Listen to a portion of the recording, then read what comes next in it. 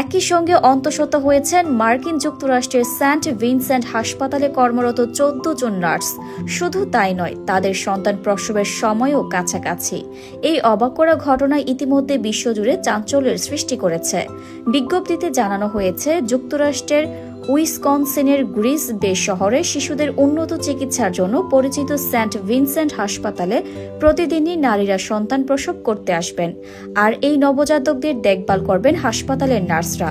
তবে এবার চিত্রটি সম্পূর্ণ বিপরীত, কারণ হাসপাতালে কর্মরত 14 জন সদস্য একই সঙ্গে মাতৃত্বের স্বাদ গ্রহণ করতে যাচ্ছেন। এই ঘটনা একদিকে যেমন হাসপাতাল কর্তৃপক্ষ ও নার্সদের জন্য আনন্দের, তেমনই বিশ্বজুড়ে বহু মানুষের কাছে বিস্ময়ের সৃষ্টি করেছে।